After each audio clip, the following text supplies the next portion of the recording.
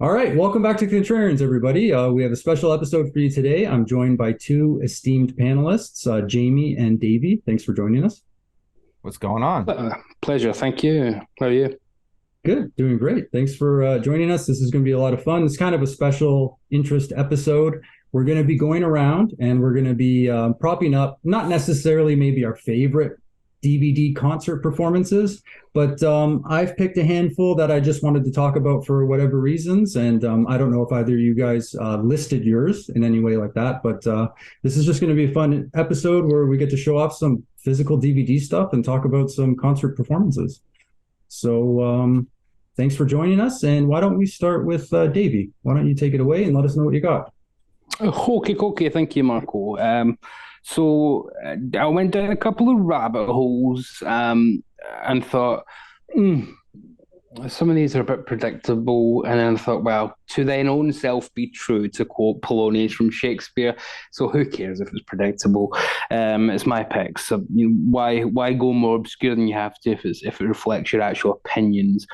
So I'm going to start with one that I haven't talked about much online, although I have made a few videos about him. It is Mystery Elvis Presley with That's the Way It Is. Kissing up to the boss.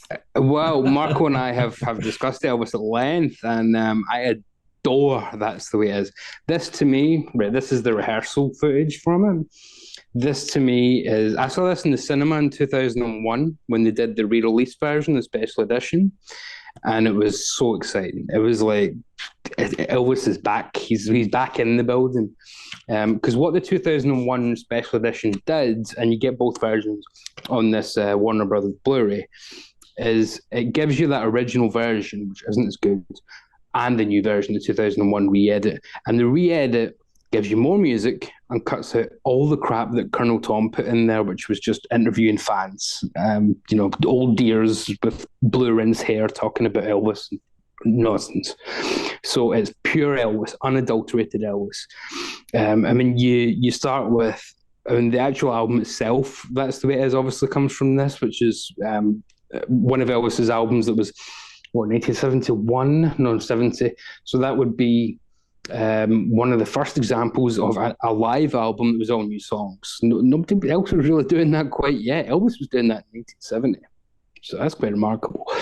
But on the actual show itself, That's All Right, I Got a Woman, Hound Dog, Heartbreak Hotel, Love Me Tender, I Can't Stop Loving You, Just Pretend, The Wonder of You, In the Ghetto, Patch It Up, The Immortal Patch It Up, which, oh, Jesus. You've Lost That Love and Feeling, Polk Salad Annie, which is Tony Joe White's immortal classic, One Night With You, Don't Be Cruel, Bliss Wait You. I mean, on and on and on and on. The best version of Suspicious Minds, you can possibly, that's the one with the strobe lights that most people seem to have seen. If they've seen a live version, it will be that one, where he's just going crazy. He's going, God in it, and the band are just Ronnie Tutt, Jerry Chef, James Burton, the TCB band, unbeatable. Elvis on top, peak form. Just before the next year and the year after, he would start to have his issues.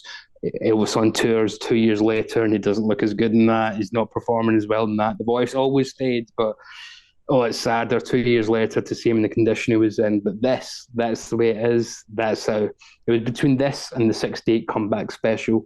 And probably just because the comeback special was in a big box, I couldn't be bothered lifting it, to be honest. But this is an immortal concert film, and just special edition for a reason in this case, not just for the sake of it. So yeah, that's the way. All right, real quick, guys, thumbs up or on the Elvis movie? Yeah, I love Austin Butler in it. Yeah, I liked it. Yeah, thumbs up. And what I really liked about it is it goes all the way with the story. It doesn't do what every other Elvis movie on TV series ever has done, which is either just the Tupelo stuff up to Sun Records or stop at the comeback special. They all do that. This one finally takes us right up to the nitty gritty. You can tell when they start distorting facts, though, like the Christmas special when Yeah. Christmas decorations, but nobody's noticing them in the hallway, so they would definitely know they're not using them. And although it's a lot more accurate than say Bohemian Rhapsody and things, So despite being by Baz Luhrmann, it's or Rocket Man for that matter, which is just a spider web of facts. Yeah, which I'm happy with because that's more of a rock musical than anything else. So moving on with my next choice, Peter Gabriel, live in Athens, 1987. So this is on the Soul Tour. So it's his first real tour as megastar Peter Gabriel, rather than he was in Genesis and I liked a few of his, and then just to have half a prog crowd, half a kind of like some of his radio stuff crowd. This is the first time he was touring big arenas and would go into stadiums very shortly after. So the band they had at this point is the band that he's still going to be touring with this year, pretty much, with Manu Katché and Tony Levin. And you've got Usu Dur on backing vocals, just adding a wonderful flavour to the whole thing. Amazing versions of San Jacinto and Shot the Monkey, Games Without Frontiers, Mercy Street, Don't Give Up, which is unreal on any version. Salisbury Hill, Sledgehammer, of course, would be De Rigueur at this point. In Your Eyes, breathtaking. And then as he's ended just about every concert since... lost Jamie, I think. As he's ended every concert for decades, Biko is the last track with a powerful version of Biko. And then on the Blu-ray especially, one reason to recommend it, you also get Play the Videos on disc 2, which is all his music videos, including obviously the infamous Sledgehammer one. So the Blu-ray in particular is recommended for that reason. And that's the only way to get them on 5.1 as well. So you get Peter Gabriel on 5.1 on the video versions of these. So that's my next pick. Nice. Moving on to number 3. This one, it's always annoying when this happens, when a great concert film or DVD is in a box set, and then you have to tell someone, sorry, you need to buy a big box set if you want this.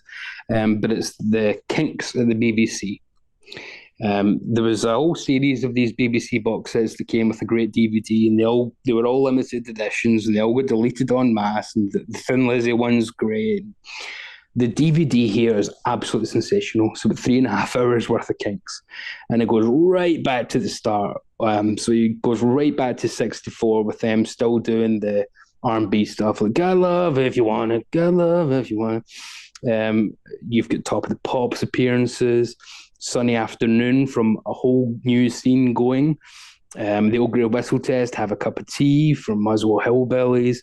But it goes right up to '93 and the last Kinks album with Scattered on The Late Show, Over the Edge and Informer from Jules Holland. And then you get 3 full complete concerts. You get the Kinks at the Rainbow, which is just absolutely breathtaking. That's from, I think that's about 71. And then In Concert, just from the In Concert series. Sorry, James, it was the Kinks at the BBC was the next one, if you missed that. Wow. And then In Concert is from just about the same time, where you get Victoria and Acute Schizophrenia, Paranoia, Blues. So we've got the kind of Everybody's in Showbiz era with Muswell Hillbillies era. And then a whole session from the Old Grey Whistle Test, which is a whole live show where they do stuff from 8 tracks from that. And then the famous Christmas concert which was also broadcast on the Whistle Test, which was the next year. And that's where they do Father Christmas and, all classics, Slum Kids, Celluloid Heroes, Death of a Clown, Sunny Afternoon, Life on the Road, Well Respected Man, Skin and Bone, about 5 different versions if you really got me throughout the concerts. But wow, I mean, 3.5 hours of Kinks just on the DVD part alone. That's not even taking into account the 5 CDs that come with it. So yeah, if you find this, beg, steal or borrow. So yeah. Number 4, again, this is where the predictability factor comes in for me, but I don't care. I'll take it out the box. So again, this is one where it's in the box set, but it's in Bruce Springsteen's box set, Darkness on the Edge of Town story, which is numero uno. And this is from Houston 78, so down in deep in the heart of Texas, 78. 78 Springsteen to me is like Dylan 66. It is the epitome, the peak, the most raw and intense. It is Bruce plays lead guitar on this tour. It's the only tour he's ever done that on. And his guitar playing gives it a completely different style. Big, long versions of tracks. Normally, you just go straight into the, if it's Badlands, it just starts with the and then it just sings Badlands. This, you get a 3-minute guitar solo from Bruce before Badlands. And so he's doing this kind of guitar hero thing. It must have been a phase he was going through. But amazing versions of Badlands, Streets of Fire, back to the first album with Hard to Be a Saint in the City, Spirits in the Night, Promised Land, Prove It All Night, it's absolutely sensational. Racing in the Street, Thunder Road, Ties That Bind, which wouldn't even be on an album for another 2 years until The River came out. Santa Claus Is Coming to Town. Now, I don't remember the date on this, but Bruce has been known to perform that in the summer, so I wouldn't take that as any indication this was a Christmas concert. Fever, which was never even on a Springsteen album. Fire, which was never on a Springsteen album. He gave it to the Pointer Sisters. Because the Night was never on a Springsteen album. He gave it to Patti Smith. So you're getting all these kind of... And then you get the epic kind of run towards the end. You always get a Springsteen show. Backstreets, Rosie Come Out Tonight, Born to Run, Detroit Medley, 10th Avenue Freeze Out, You Can't Sit Down, and then they all come back out for another encore of 2:45, the immortal classic by Gary U.S. Bonds, which is just, so the vintage E Street Band, this one is enough.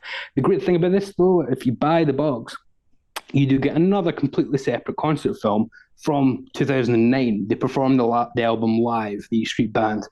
They performed the full album in an empty auditorium, trying to recreate it with their modern sensibilities and modern voices and talents and whatnot. So fantastic. And then my last choice, which is available in a variety of editions, but I just so happened to have this because being a fan, I couldn't turn up this one because I think it's the only place that's got the 4K thus far. It is Prince's Sign of the Times.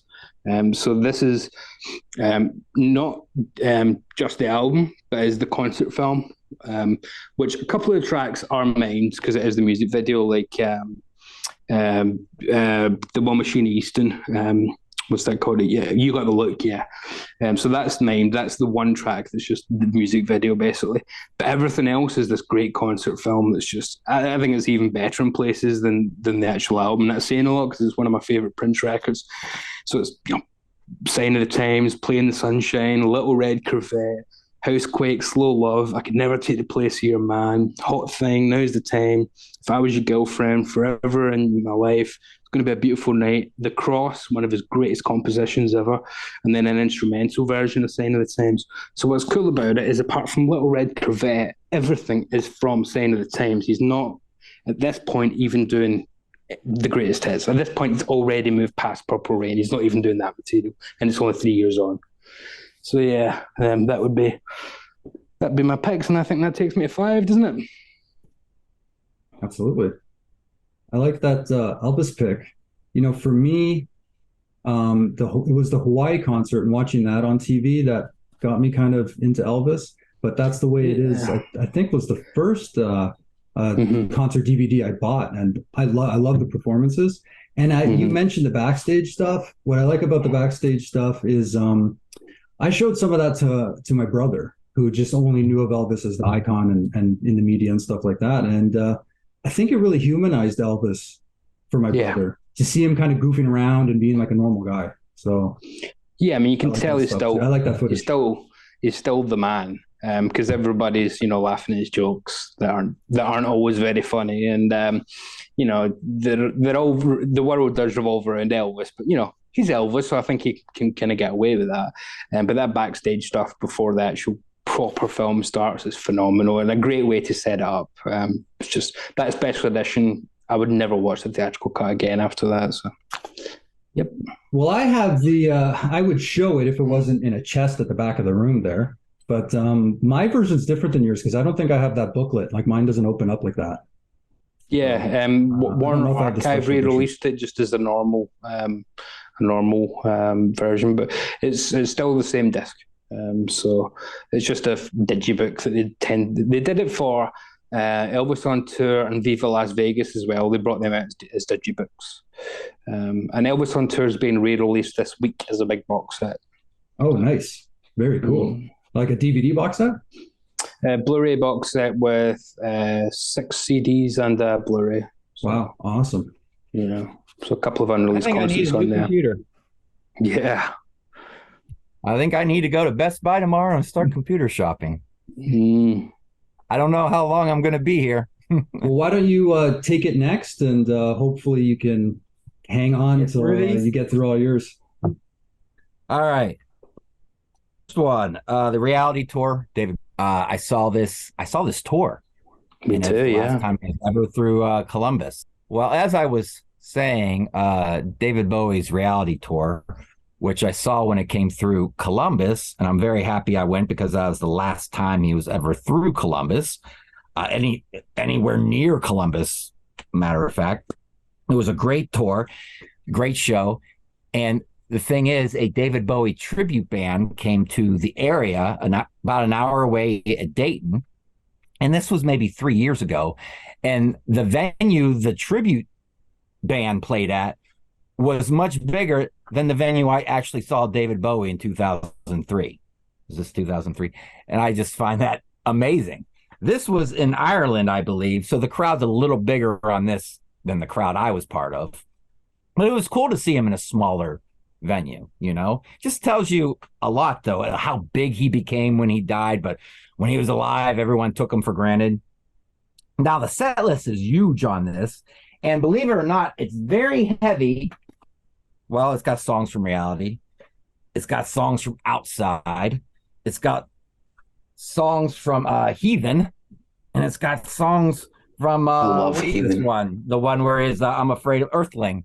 I'm Afraid of Americans. So it's very heavy on that. Going into the show or the DVD, you may not think that you want to hear that, but they're done so well that at the time you're not really caring. But I mean, he does plenty of hits and old school songs on here too. The highlight has to be when he does Under Pressure with Gail and Dorsey. She's the bald-headed chick who plays bass. You've probably seen her around in bands. She played with Bowie for the early 2000s till the day he died, I think. And she sings the Freddie Mercury parts, and she does a bang-up job. It was so cool to see live, and it's so cool on here. They do the black and white, the color aspect during that part. Really cool. I should buy the CD, too, because here's the thing. I don't watch these DVDs anymore as much as I used to, because I don't watch DVDs that much. What are they, 480? Pixels? 720. 720? Yeah, 720 just doesn't.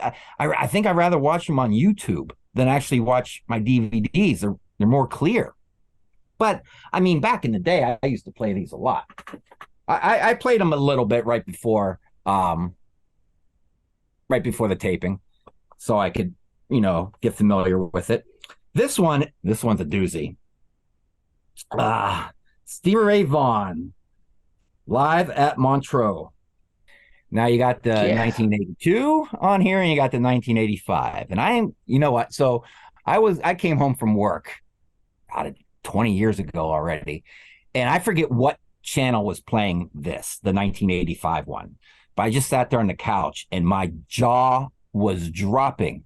And I instantly, this was back in the day when you could go to Best Buy, and they would have anything you want made on DVD or CD. I went to Best Buy, bought it, came home, and continued watching it on my DVD. It is something to see. I mean, watching him play, it's like the guitar is part of his body.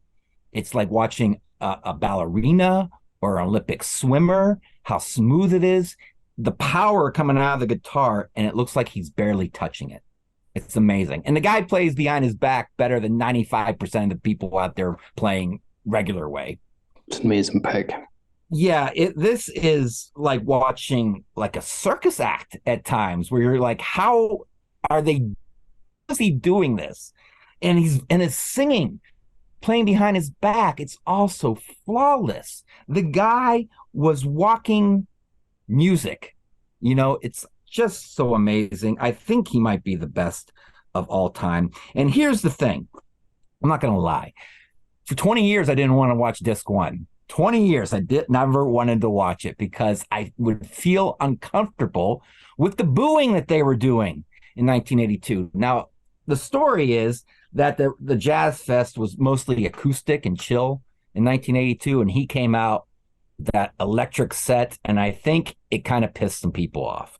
You look in the crowd, though, and some people are getting into it.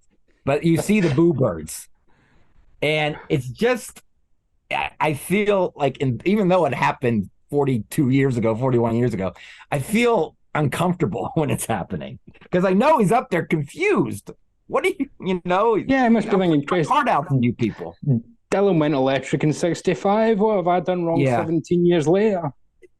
But the story is Jackson Browne was in the audience and David Bowie was in the audience. And, they say it's how they put it. It's when success in disguise, because David Bowie invited him to play on the Let's Dance album because of this, seeing him play live.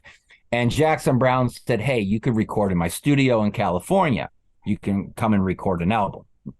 So the story, there's a little documentary on here, and Jackson Browne talking, and the story goes right before Thanksgiving, Stevie Ray Vaughan was on tour in like a milk truck, and they happened to be in California, and that's when he called him. We're here.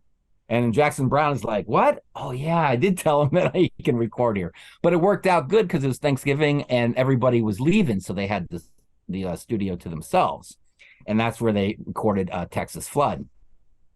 So, yeah, this is, if you've never seen this, I don't know. And his hat and the earrings and the whole look on the 1985, if I could pull that off in 2023, I'd be shopping in Walmart with that on. I swear to God. If I could, it should be in Roadhouse or something, shouldn't it? Yeah, it's pure badass. His look, everything about it is pure badass. We just lost David Crosby. And this is one I grew up with. This is near and dear to my heart. I had it on VHS, and I watched it over and over and over. Daylight Again, Crosby, Stills, and Nash. The thing is on this, though, David Crosby is out of his mind, wasted. I don't think he blinks the whole concert.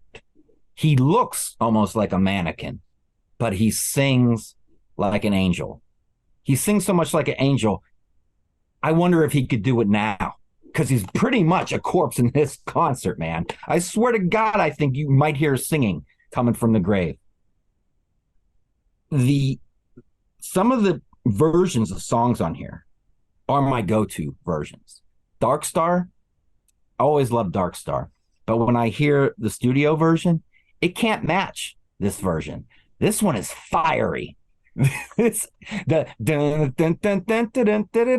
just has a little bit more jump in it on this one. Cathedral is beautiful. Southern Cross with Graham Nash going, he wrote a good song here, people. Yeah, he did. The best song in the history of music, if you ask me.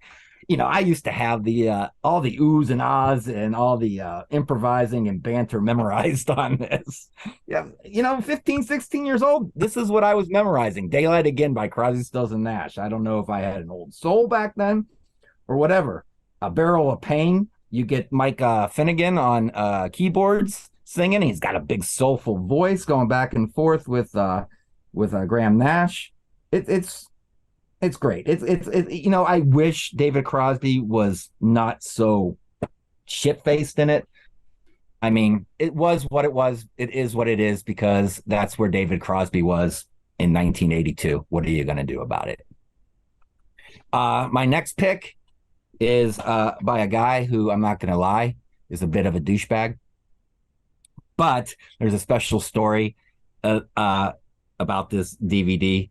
It's Eric Clapton and Friends, live in 1986. Yeah, Montreux as well.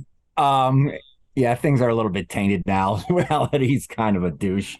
But here's the thing. Back then when MTV was cool, and they played music in the 80s, they played this version of Layla. And I was like, it's one of the first times that someone played guitar, and it just wowed me. You know, the part before the piano and the part after the singing, there's that little gap right in the middle of music. He just tore it up. And for years, for decades, I was like, where is that version? Because I just remember seeing it on TV years ago. So I'm walking in a used video game store, and I saw this sitting there. I'm like, I bet you that's it. I know, my gut tells me that's it. So after 35 years, I brought it home, played it. I'm like, that's it. It took me 35 years to find it. Wow. But here's the thing with this DVD. Eric Clapton's hit or miss. He could be boring as shit. This is anything but boring. This is a party. The songs Run and Miss You and Tearing Us Apart, which he did originally with Tina Turner. Holy Mother's really cool. He's got Phil Collins on drums, and he comes out and sings In the Air Tonight. Layla kicks ass, Sunshine of Your Love. This band, which is with Nathan East, who has recorded 2,000 recordings. He's one of the most recorded bass players of all time. I know that because I read it a half hour before this video started taping. And then he has Greg Phillinganes on keyboards, who was on Michael Jackson's Thriller. This band will not allow him to be boring. They dance more than anyone should watching an Eric Clapton concert, let alone on stage playing with Eric Clapton. If you watch them playing, and if I grayed out Eric Clapton and turned down the music, you'd go, is this a Earth, Wind, and Fire band? What are they doing up there? No, they're playing Eric Clapton songs, and it's fun as hell. So Holy Mother was written. Holy Mother was written for doesn't bother you. Richard Manuel. That was a tribute for Holy Mother.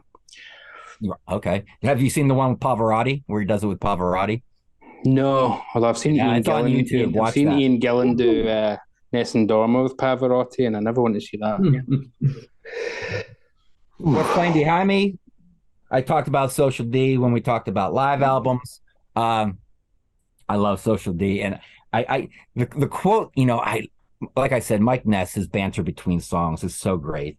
And he picks on the hair bands a little bit on hair, and he names them. and he goes, and Little Pretty Boy Poison, whatever happened to those bands? And he goes, they're gone. Thank God they're gone.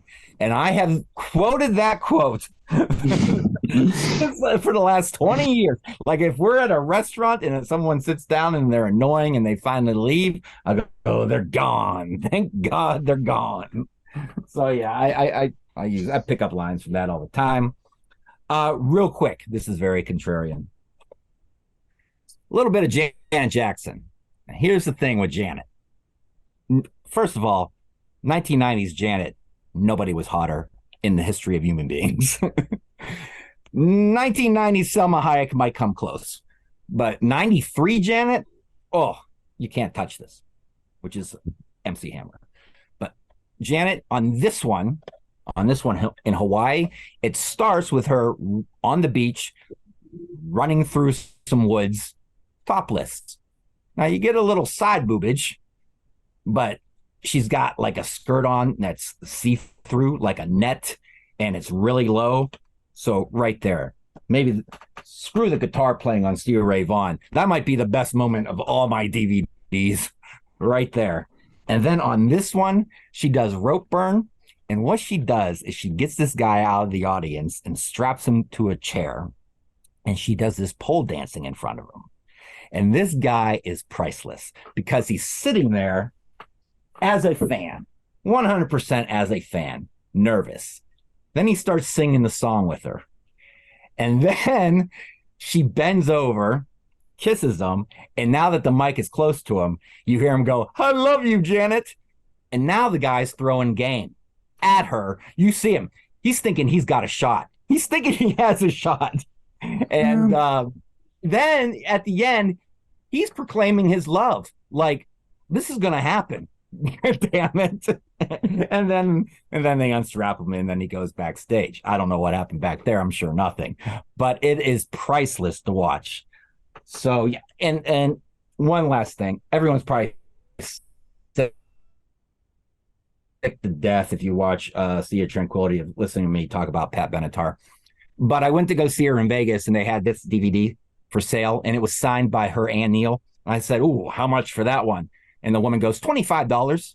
I almost said, Jesus. I'll take a dozen. Yeah, $25. I was thinking, is this woman thinking that that's the price for the DVD unsigned? And she's giving me the DVD signed for $25. I think so. But yeah, I took that and ran. So this I only watched once and it went right into a frame. Very cool. Do you know, it's quite something that your first three picks, it's really a battle of who could be the most wasted in that era. Stevie Ray Vaughan, David Crosby, and Eric Clapton, all within a few. In fact, your first three picks, they're all within 3-4 years of each other. Yeah, they were all smashed out of their face at that point. That was not the best era in terms of their health, but the performances, unreal. Unreal. And, you know, just to toss it in because it just came out, speaking of Cros, he has a brand new, even though he just obviously left, is a brand new DVD out. It's on the CD DVD set, live at the Capitol Theatre, the 8th of December 2018, and it's fan-freaking-tastic. So, yeah, well recommended and a great way to commemorate the last decade of Cros, which was his most productive ever.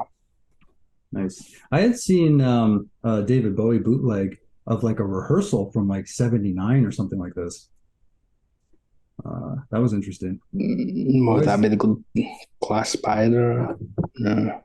I don't know if it's on YouTube. I saw a DVD. I had a DVD. I actually owned it. It was a DVD version, but it was like a bootleg, something I downloaded a long time ago. But very cool, Jamie. Thank you. All right, so I'll go through my picks, and then if we have any last-minute honorable mentions, we can throw another one or two up there. I think Davy's got one, but I'm going to start off. I'm going to unblur my background. I don't often get to show off goodies, so this is part of the reason why I was excited to do this one. This is actually a bootleg. It's the only bootleg on my list, so all the other releases are official releases. This is a bootleg version copy of my favorite Kiss show, and that's why I'm showing this, which is Largo 77. This is a bootleg. The sleeve looks professional, but the disc does not. So that's one of my many bootlegs. This is probably my favorite Kiss show, and that's why I'm picking it. I mean, Anaheim 76 is up there for me as well. I love the version of Black Diamond on that, and I love the Destroyer. The audio? The audio is great, and this is actually a DVD that came out as a bonus edition for one of the Kissology sets if you got it at a specific place. But this version actually recovers lost footage. So there's songs on this bootleg version that are not on even the Kissology officially released version of Largo 77. This is from the classic Love Gun tour. They got the double stairs, it's my favorite Kiss set. They have an amazing performance. I love the sound on this. Now, apparently even the sound is even better than the Kissology version. A lot of bootleggers will take stuff and they'll remaster it and remix it and try to make it actually better. But this does include songs that are not on the Kissology version, including King of the Nighttime World. What else? Shock Me is not on the Kissology version. Detroit Rock City and Beth. Those are just a handful of the songs that are on this, but not on the Kissology version. Mind you, I wouldn't miss Beth very much, to be honest. Well, okay. Mind you, the Kissology version, you had to get a special version of it to get the Largo. But there is Summit 77, which is another Love Gun show on Kissology, which is another show that I like, but in comparison, I just like the way this one sounds and feels better. And of course, they start off the Love Gun tour with I Stole Your Love, which is probably my favorite Kiss song and favorite opening Kiss song for sure. So just one of my favorite Kiss concerts. This is probably my favorite Kiss concert. So that's the first one I wanted to start with. The next one I want to go with is Queen, Live at the Bowl. Live at the Bowl, 82, yeah, fantastic. 1982, and it's a 2 DVD set. To be honest, I have not seen the second disc. This was something, interestingly, my wife found going through some of her family stuff and asked me if I wanted to have it. So I actually just got this at Christmas time, and I just watched it for the first time. And this was the inspiration for this recording, because I watched this, and I'm a casual fan of Queen. I've listened to a couple of their albums. Like, I know all their hits, obviously. I saw the Queen movie.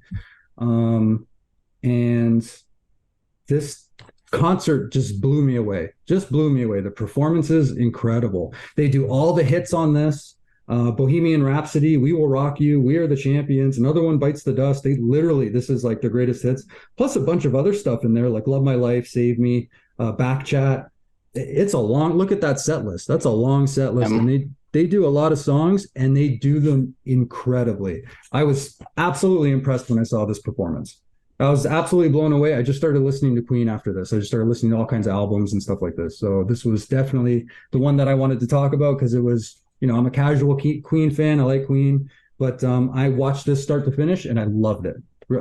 They kill it, all of them. They kill it on this. Great performance. And it's like in front of a stadium, and it's always fun to see like a sea of heads. When you see like a ton of people in the audience, that's always a lot of fun.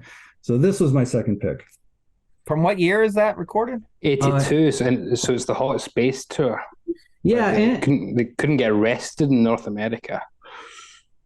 Yeah, June 5th, 1982. There's also a second disc, which I haven't gotten to yet, which has like interviews, and it looks like there's a press thing. So that's cool. They always have great extras. The Queen releases, like Live at the Rainbow 74 has got like 5 tracks from another Rainbow concert in 74. It's fantastic. And I'm not a huge audio guy, but there was like 3 different audio settings. So if that matters to people, it's a great release. If you like Queen, or if you're a casual fan of Queen, you'll be very impressed with that. The next thing I want to talk about is Frank Zappa. Does humor belong in music? I have probably every officially released Frank Zappa concert DVD, even some of the documentary stuff. Oh, it looks like you guys. Marco, I think you might need to jump back. What was it? Zappa what? We lost you for a second. We lost you pretty much as soon as you said. Okay, I'll start that one again. Okay. Sorry, fellas. Yeah, just start as if you just picked his Zappa up again. I think probably the best thing. It's going to be one of those edits for you, Marco. Oh my God, this is never like this. I'm gonna have to go back to the old internet provider. All right. And for my next one, I got Frank Zappa, Does Humor Belong in Music? I probably have every officially released Frank Zappa DVD performance and some documentary stuff on DVD. I think there's a couple of things I think Frank Zappa released on VHS that has never been on DVD, so I don't own that stuff. But out of the concert performances, I was surprised to find that this one is probably my favorite so far. There might be 1 or 2 that I haven't seen all the Frank Zappa Plays Zappa DVD yet. I watched about half of that, which was great. Yeah, it's great. But, I love that show. But a lot of people say the 74 show, the Roxy, which I also have. The Roxy, the movie, yeah. Yeah, which I also have the combination, which is the CD and the DVD player. So I listen to the CD in my car, and then whenever I want to watch the performance. A lot of people say that's his best show, but honestly, I really like this DVD a lot. I wasn't expecting to like it as much as I did, because it's kind of from an interesting Frank Zappa era, 1984.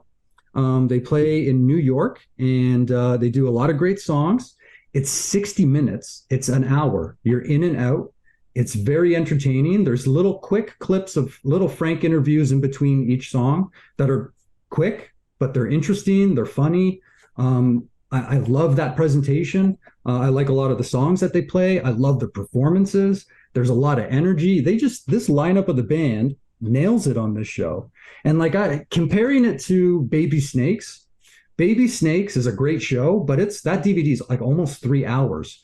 And like in between every song, there's like a long backstage segment with guys like I don't even know if they're in the band, and like sometimes Frank's not even in there, and they're kind of just goofing around, and it kind of just seems like a waste of film. And it's long. So Baby Snakes there's some cool stuff on it, but it's a long watch. This is like if you want some in and out Frank Zappa performed well and some great songs, this is what I would suggest.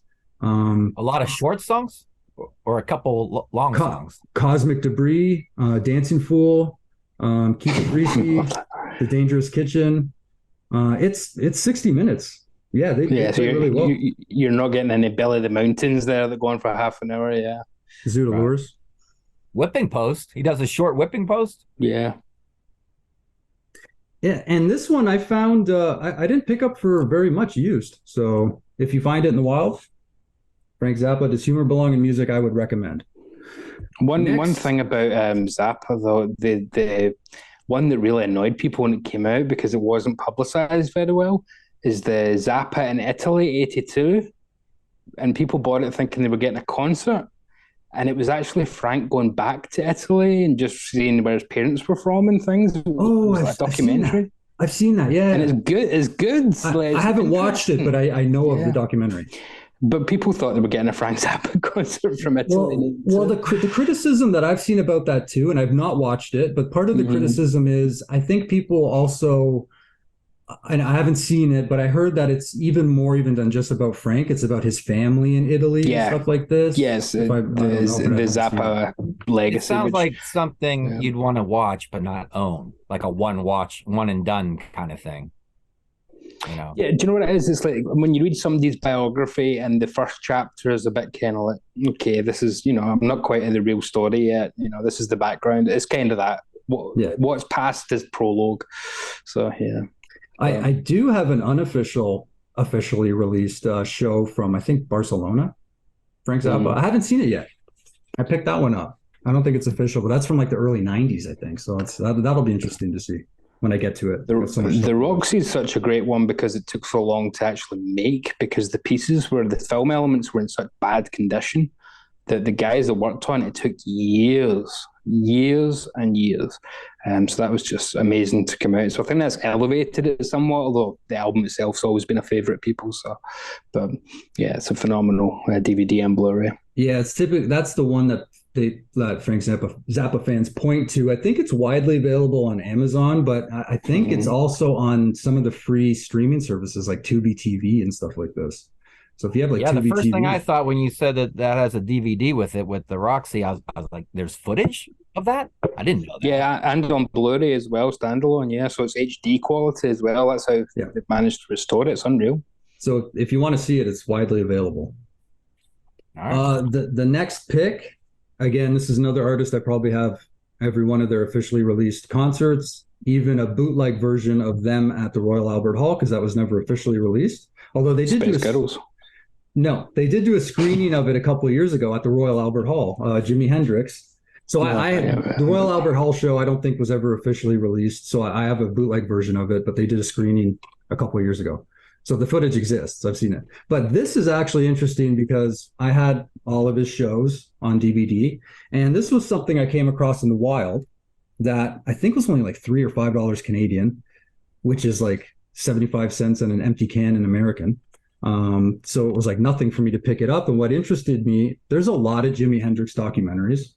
Anybody who owns Jimi Hendrix concerts on DVD, a lot of criticism you see is that there's so much interview and documentary stuff between the songs, although you can go in the options and just play the performances.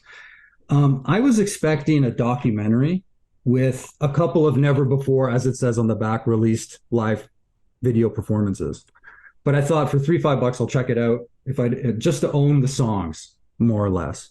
And I was actually pleasantly surprised that a majority of this video is concert and video performances of songs and stuff that I hadn't seen, or maybe I saw it on YouTube. There's some talking from Jimmy between songs here and there from like audio of radio interviews and stuff like this. But there's actually like a full TV performance. The 1969, it's black and white footage. Or maybe that's the Stockholm, Sweden one. I just watched this for the first time not that long ago. But there's like a full TV performance. I think it's about half an hour. They do a few songs. It's in black and white. There's a few songs from other shows. It's just kind of like a compilation of live stuff that I guess wasn't filmed in its entirety. So they kind of threw it together on this. So I was pleasantly surprised and very glad I picked this up, because this was more like a compilation of live stuff that I didn't have because I had all the full concerts that were officially released, but these weren't, I guess, recorded in full. So, there you go. $6 Canadian. What a rip-off, eh?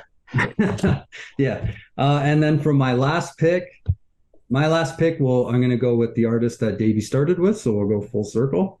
And I'm going with Elvis. Oh, thank God I didn't steal that one then. 1968. Well, I could easily reach behind me and grab the different one to talk about, but 1968 Comeback Special Deluxe Edition DVD. This is a 3 DVD set. Not only do I have this on DVD, I know you fellas will appreciate this too. I also own it on VHS. So the VHS version in itself, I think, is an hour and 20 minutes or so. Do you have a VHS player still? VCR? I do, yeah. Hooked up to an old school TV? No. Oh, Okay. it's not been rewound, Marco. I'm sorry, that's a disgrace. So I own both versions of it. I think there might be a DVD version that's not the deluxe edition, but I mean, if you're a fan of... I got the VCR and old school TV right there. Nice, I'll lend it to you. Come over and grab it. I'll lend it to you. There is now a Blu-ray of it as well, Marco, but it's only in the box set. Again, one of these exclusive to the box set deals. Right. Okay. I don't know if it has all the footage that this does, but the presentation of this set is impressive. On the inside, it comes with a booklet, but not only that, if you're a fan of the 68 Comeback Special, now you might want to be a hardcore fan if you pick this up, because there's a lot of footage on this. There's a lot of outtakes. There's a lot of the same track like 10 times in a row because somebody messed up or Elvis didn't hit it or they just refilmed it again. That stuff's kind of interesting. There's the entire special. I think there's 2 versions of the special on this. They have the full concert performances, the sit-down performance, because some of the stuff on the special I think is lip-synced, but the sit-down concert and the stand-up concert I think are live. And they have those complete shows, and I think they filmed each of them twice. So you get like 4 full shows, plus the 68 Comeback Special, plus all the outtakes, all the interesting behind-the-scenes stuff. There's tons of bonus stuff on here. Tons of bonus stuff. So absolutely love this set. I maintain that one of the greatest moments in rock and roll is Elvis's version of Jimmy Reed's "Baby What You Want Me to Do" on that, where it's as raw as rock and roll comes. Fantastic. Oh yeah, it's incredible. 3-disc set for the first time ever, both black leather stand-up shows in their entirety, featuring Elvis performing solo on stage. Yeah, tons of stuff on here. There's hours of stuff. It might be a little boring if you're not a big Elvis fan, because there is a lot of repetitive stuff going on this. But if you like that kind of stuff, found footage, outtakes, things like that, then you like Elvis or you love Elvis, this is definitely like a must-have for sure. Yeah, I even showed the Elvis movie, so we all showed a little Elvis. We all showed Elvis. The guy who arranged the Comeback Special, Steve Binder, from NBC, he is the hero of the day because Colonel Parker wanted that to just be like a Perry Como affair, where it would be Elvis just doing Christmas songs sitting by the fireplace. And it was Steve Binder that says, no, we want sexy Elvis. That's what the country needs. We need to get Elvis back. And Jesus, what a perfect name, just calling it the Comeback Special, because that's what it was. Unreal. And then he goes straight into the next album being From Elvis in Memphis. Didn't look back for a good few years after that. What a run he went on after all those awful soundtracks. I've noticed over the last few years, Elvis albums at the record store were always in the dollar bin, 50 cents, a buck. I've noticed now they're $8, $10, the same albums.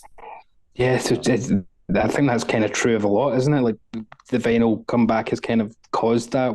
Yeah, there's a lot of albums that used to be in the dollar bin maybe 6 years ago that go for 8 or 10, but Elvis not too long ago.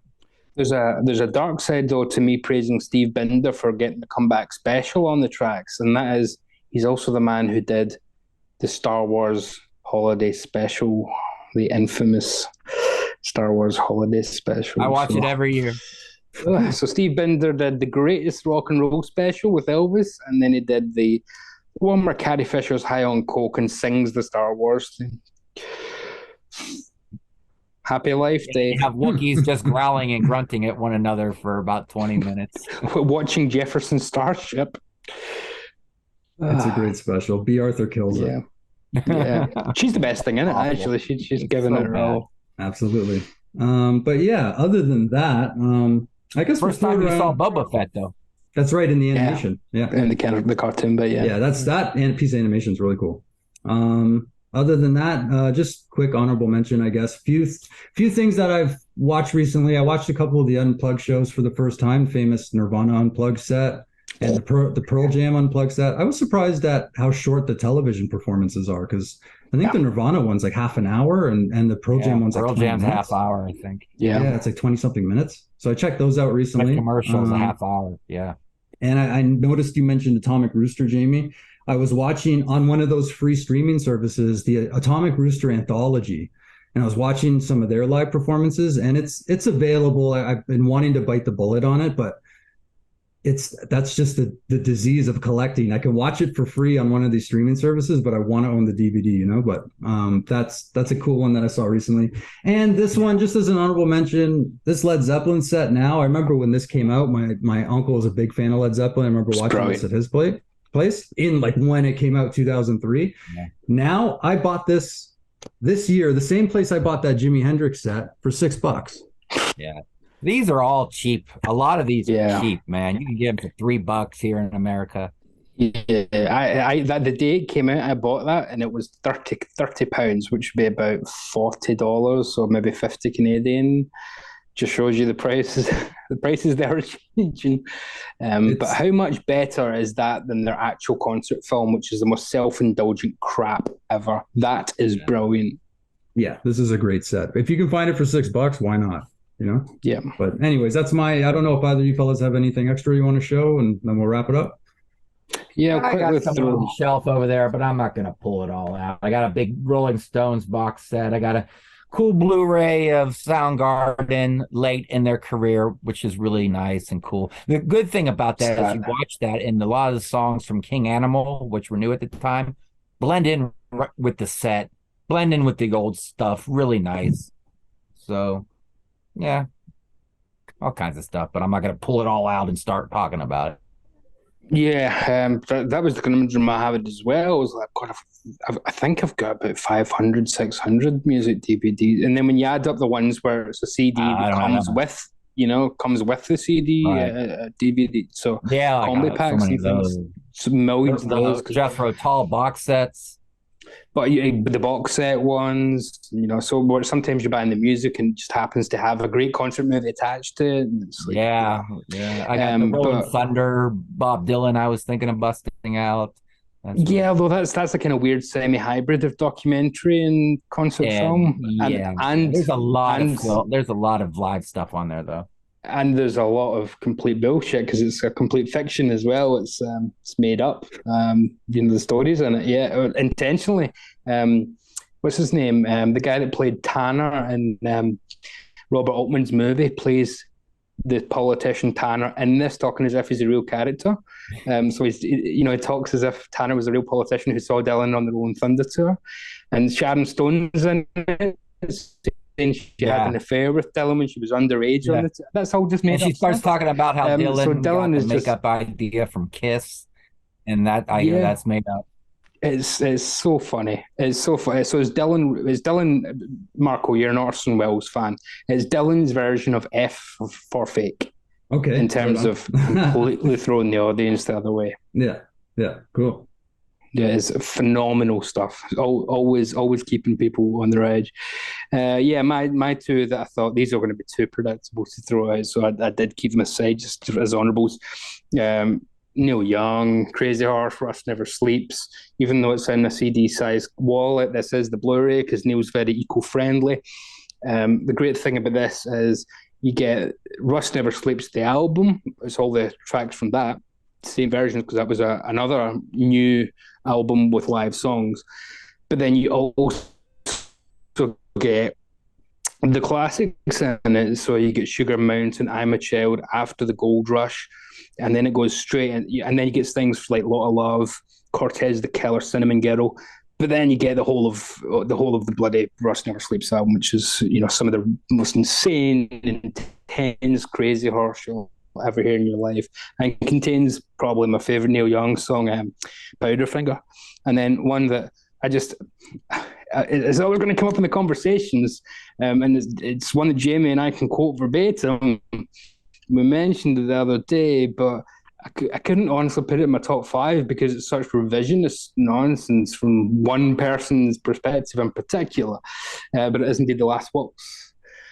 So it should be called Robbie Robertson's The Last Waltz, because it's pretty much Robbie's version of Affairs, starring Robbie Robertson and friends, but it's still stunning for what it is. And those versions of, the band are the band who can back anybody. I mean, they can back Van Morrison, Joni Mitchell with her time signature changes. They can still back her. They can back Muddy Waters and be a great blues band all of a sudden. Then Neil Diamond, they can still back him, and it sounds fantastic. They even bring him up to their level somehow. And there's lots of tinkering being done in the studio afterwards for that film. But not from Lee Vaughan. He refused to do any because he hated the experience so much. So everything Lee Vaughan does in there, which is phenomenal, is fantastic. But the sidelines, Richard Manuel completely, you barely see him in the film, which is a disgrace. And Robbie sings into a dead mic because he was not a great live singer. Sings into a dead mic as if his life depends on it. It's quite funny to watch. But yeah, great movie. Just not priceless and quotable. Out the ass. So many quotable things in the interview. Stuff and baloney and everything. Yeah. Even the way it's great. Excellent. Yeah. Yvonne talking about how you go to New York, you get your ass kicked, you leave, you come back, you tail between your legs, he just talks about it. Yeah, and you can see even then that Lee Vaughan did not really want to be part of this. You remember the bit where he's really quite testy with Scorsese. He's going, I thought we weren't going to talk about this kind of stuff. When he's asking about girls on the road, he's like, thought we weren't going to talk about this kind of stuff. It's like, Lee Vaughan was not. Lee Vaughan and Robbie were, at this point, it was not going well. Yeah. But well, at least they made it. Oh wait, they never did make it up. But hey, c'est la vie. And I'm sure you like this, Davy. Heart of Gold, Neil Young. Yes, I love the Jonathan Demme trilogy of Neil Young movies. Yeah, phenomenal stuff. Yeah. Very cool. All right, excellent. Thanks, fellas. Why don't we go around? If you folks have anything going on, why don't you let us know? Jamie, you got anything coming up? Marco, do you want to start your outro again? You were completely that was muffled. Really? All right. All right. Yeah. Excellent. Thanks, fellas, for coming out. Why don't we go around and Jamie, let us know. Is there anything you got coming up you want us to know about? Well, no, I got my Facebook page though. Let's Get Physical. If you want to come over there, where we talk about all this kind of stuff, DVDs, Blu-rays, CDs, vinyl, books, what have you. Anything that makes you happy. That's that's art basically. Come on over there and join our club. Davey and I, we're going to be on Sea of Tranquility next week. Well, the amount of editing you have to do in this video, I should say, we just did last week, a video on the franchise. What the hell is it called? Final Destination. Yes, Final Destination. Nice. So there's 5 movies? We're going to be ranking all 5 movies. Hopefully I'm there with working internet. Awesome. So I won't be with you on that because I hate Final Destination, and there's a lot to hate. To be honest, you can just cut them down to the kills, and that's what I'm going to do. I'm going to rank the kills. Yes, average. Yes, exactly. And that's how I'm going to. Some of them are brilliant, but it's a YouTube compilation, so I really don't need to watch the 5 films again. But yeah, what have I got? At the moment, I'm doing my albums of 2022 series, where I'm looking at my. I wish I hadn't taken on quite a big enterprise as that, but my top 50 albums of last year, which. Blame me. I mean, I heard over 150, but so in the last few days, I've done the new, newish Wilco 1975, brand new review, actually, not a 2022 album. CVC, brand new band, who are fantastic, great new British rock band. Black Midi. If anybody's interested in Mr. Bungle kind of stuff, this is another great British band on the 3rd record. Today I just put up a great African jazz album by Somi. And Jockstrap, I Love You, Jennifer B, with some of the most minimalist packaging you will see in an album this year. But yeah, or last year even. So yeah, that's on my channel at Flicks and Picks. Now that we can have tags on YouTube, YouTube's been very kind to us, but Cinema Flicks and Music Picks.